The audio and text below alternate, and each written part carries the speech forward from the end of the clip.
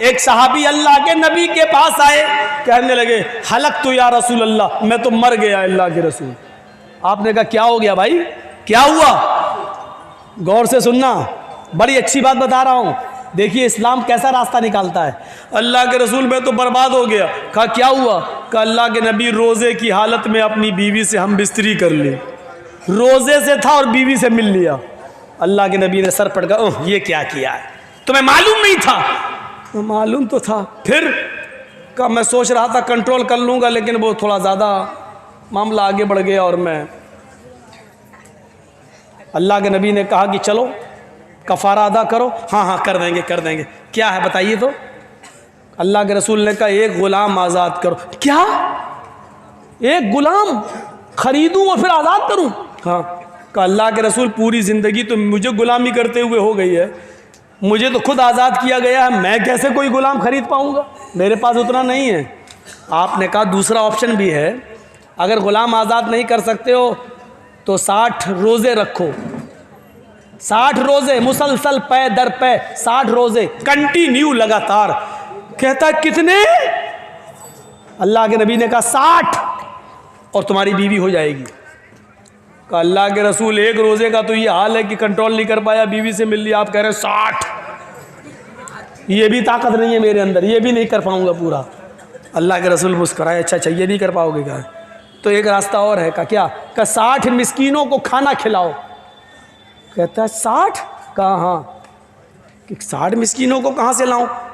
अल्लाह के नबी ने कहा एक बार में 60 मिस्कीनों को बुला के खाना खिला दो। आज बुलाओ 60 को खिला दो, कल अपनी बीवी से मिल लो, तुम्हारी बीवी। या ताकत नहीं है तो एक एक मिस्कीन को रोज़ाना खिलाओ, 60 दिन खिलाओ 60 मिस्कीनों को, तो 60 दिन तुम्हें रुकना पड़ेगा। जब तक 60 मिस्कीन खा नहीं लेंगे तब तक तुम अपनी बीवी से नहीं मिल सकते। अल्लाह के रसूल मेरा हाल तो यह, सुबह उठता हूँ तो भूखा उठता हूँ, शाम को अगर खा के सोता हूँ तो सुबह नहीं मिलता, सुबह खा लूँ तो शाम को भूखा सोता हूँ।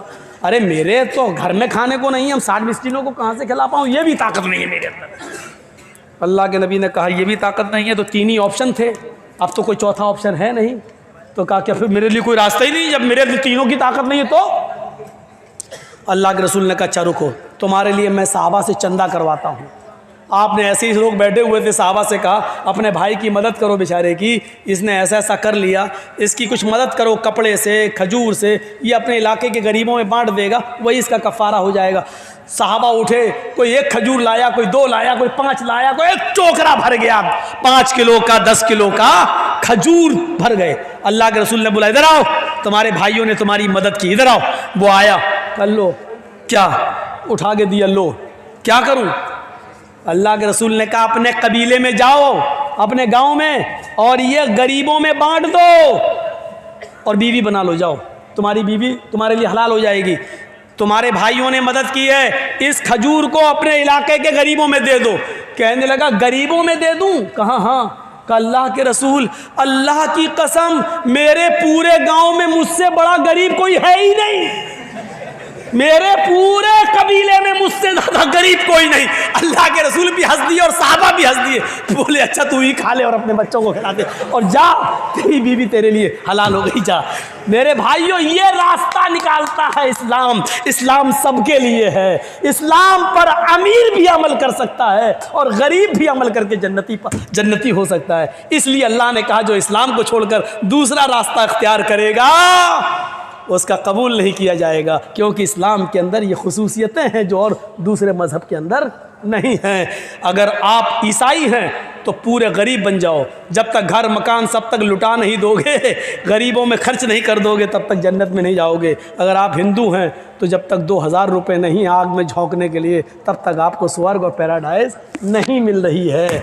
किसी में अमीर होना ज़रूरी है, किसी में गरीब। इस्लाम के अंदर आप जिस पोजीशन में हैं आप जन्नती अपने आप को बना सकते हैं। अमीर हैं तो माल की ज़कात दीजिए, खैरात दीजिए और उसका सही इस्तेमाल करिए और जन्नत हासिल कर लीजिए। गरीब हैं तो माल का कोई हिसाब व किताब नहीं है, बकिया चीज़ों पे अमल करके आप जन्नत को हासिल कर सकते हैं। इस्लाम सबके लिए मेरे भाइयों।